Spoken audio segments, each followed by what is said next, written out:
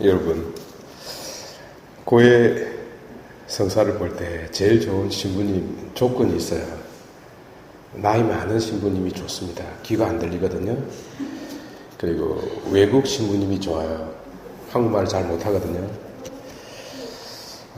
근데 어떤 지팡이를 짚고 제대로 걷지도 못하고 그런 분한테 성사를 받으니만 얼마나 한국말을 잘하는지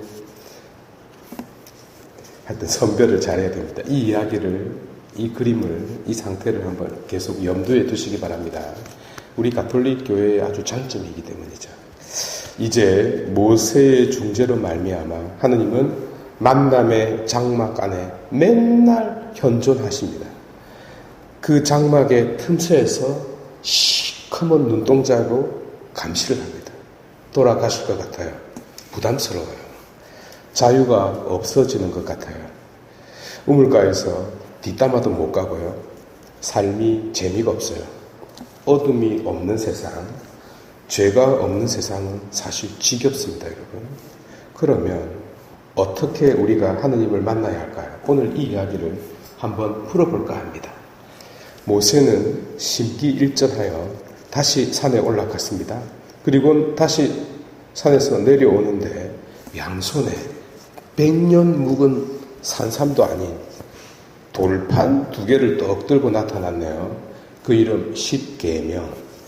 닭 10마리가 아닙니다. 그런데 놀라운 일은 그의 얼굴이 너무나도 빛났다는 것입니다. 변모축일에 이 사건이 다시 회자될 만큼 이스라엘 백성들의 머릿속에는 깊이 각인된 사건입니다. 왜 그의 얼굴이 빛이 났을까요? 나는 자연인이다. 이렇게 살았기 때문일까요? 아닙니다. 자연인으로 살면 얼굴이 퍼석퍼석해집니다. 반면 40일 동안 고기를 먹어보십시오. 머리카락까지 막 윤기가 막 줄줄 흘러서 빛이 반사됩니다. 구름이 산을 덮었다고요? 참 순진하군요. 모세가 석쇠구이로 얼마나 구웠댔으면 주구장창 연기가 산을 덮었겠습니까? 단백질을 있는 대로 섭취한 모세는 곧 삼겹살과 끊임없이 대화를 나눈 까닭에 그의 얼굴이 새하얗게 빛났습니다. 이제 그의 권위는 인간 세상을 넘어 신의 울타리 안으로 적을 옮기게 됩니다. 그 증거가 바로 그 돌판이었습니다. 이제 이 돌판은 이 세상에서 유일하게 신이 직접 새긴 글이 되었습니다. 썸뜩하지 않습니까? 왜냐하면요, 사람들이 모세를 피했기 때문입니다. 왜 피했을까요? 아이러니하게도 빛이 가득하면 볼 수 없기 때문입니다. 다시 말해, 우리 인간이 너무 거룩하면 뭇 사람들이 다가가지를 못합니다. 마치 내 속을 훤히 비추고 있는 듯한 느낌이 들기 때문이죠. 베드로가 예수님을 배신했던 밤이 생각나십니까? 복음은 그날 밤이 너무나 추웠다고 전하고 있습니다. 크시코스, 추웠다라는 이 말은 어두웠다는 뜻이기도 합니다. 베드로는 스승을 모른다고는 했지만 줄곧 예수님 주위를 기웃거렸어요.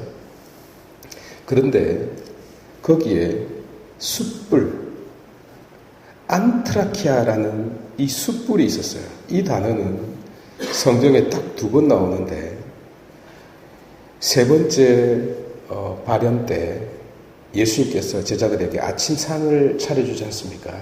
그때 딱 2번 나옵니다. 이 숯불이 베드로를 가슴을 휘젓습니다. 여러분, 이 어두움이 좋은 게 뭔지 아세요? 내가 앞을 잘 볼 수 없지만 남이 나를 보지 못하게 나 자신을 가려주는 장점이 있어요. 그래서 모든 범죄는 어두운 곳에서 일어나는 법입니다. 그런데 이 숯불, 이 빛을 내는 이 숯불은 어떻게 만들어요? 나를 드러나게 만들어요. 그래서 함부로 행동을 못하게 해요. 내 마음속까지 비추는 것 같아요. 힘들고 괴로워요. 다른 사람이 내 안을 보기 전에 내가 먼저 내 자신 안을 들여다보게 만들기 때문이죠. 어떤 모습이요? 적나라한 모습이요. 우리 인간은 로 마테리아, 날 것으로 아무것도 옷 입지 않은, 아무것도 걸치지 않은 모습으로 이 세상에 태어나요.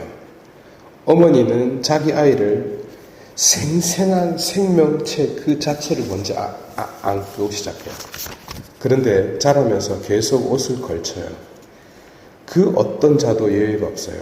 근데 문제는 새 옷을 입는 만큼 내가 새 사람이 되는 게 아니라는 데 있습니다.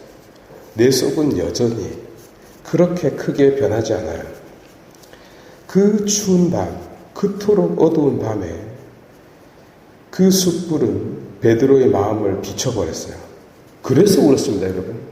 3번 배신해서 운 게 아니에요.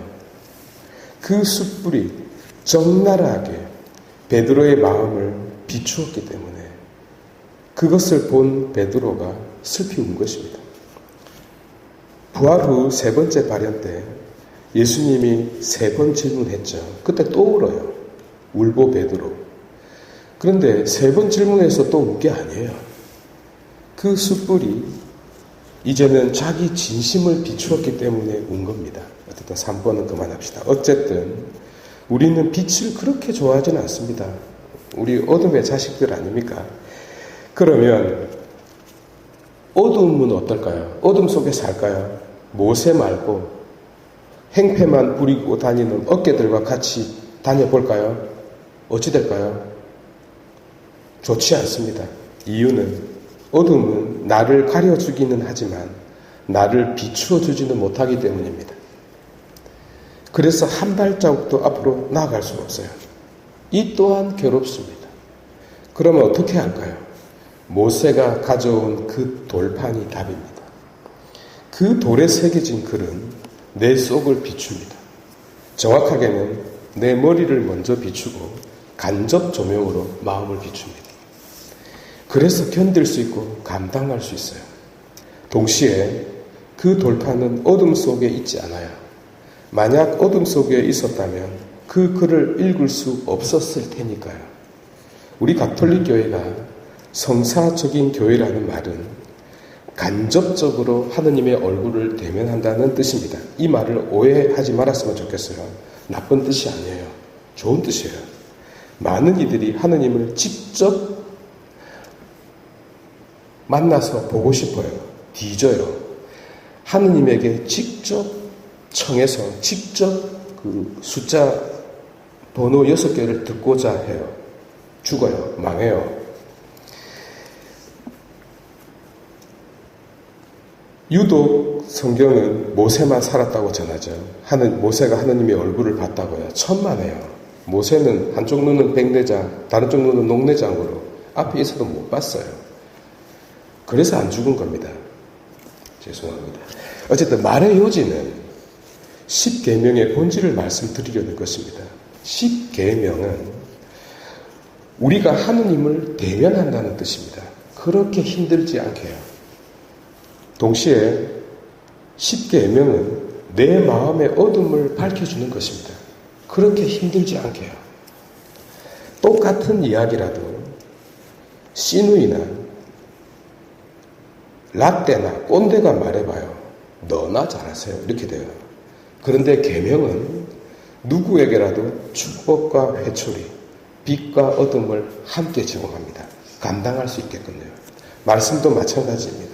그래서 우리가 하느님을 만나고 그리고 그 길을 걷는다고 할 때 우리에게 간접 조명으로 비추어주는 많은 것들이 있어요.